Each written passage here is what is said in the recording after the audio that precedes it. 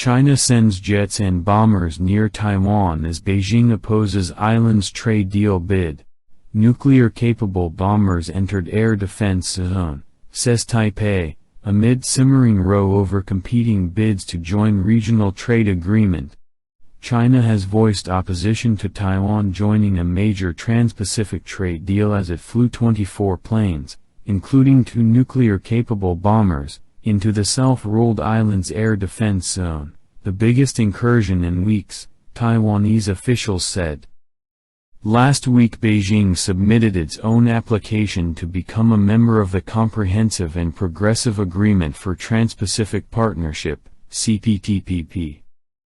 Taiwan has lobbied for years to join and announced on Thursday that it had officially applied to be part of the CPTPP, which was signed by 11 Asia-Pacific countries in 2018 and is the region's biggest free trade pact, accounting for around 13.5% of the global economy. Taiwan can't be left out in the world and has to integrate into the regional economy, Cabinet spokesman Lo Ping-cheng said.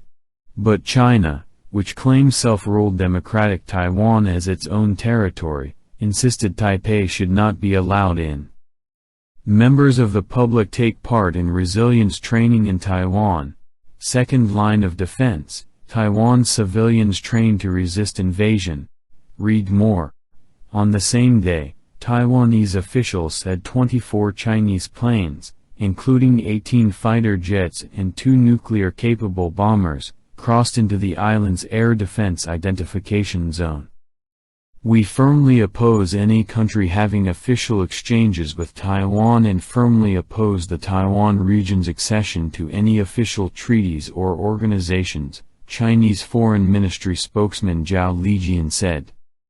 Taiwan responded by saying China had no right to decide who can join the trade pact given it is not yet a member.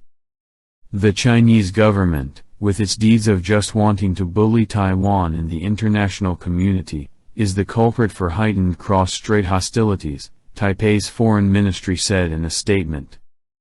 China's authoritarian leaders have threatened to one day seize Taiwan, by force if necessary. They have ramped up economic, military and diplomatic pressure on the island since the 2016 election of President Tsai Ing-wen, who views Taiwan as a sovereign nation. China often sends military aircraft into Taiwan's air defense zone to display displeasure, but Thursday's incursion was the biggest since 15 June. Negotiations for the sweeping trade deal were initially led by the United States as a way to increase its influence in the Asia-Pacific region. It was originally designed to keep China, which has its own regional trade deal, locked out. But in 2017 the then U.S. President Donald Trump, who disdained multilateral agreements, pulled out of the deal. The CPTPP is the successor to those negotiations and currently includes Australia, Brunei, Canada, Chile, Japan, Malaysia, Mexico, Peru, New Zealand, Singapore, and Vietnam.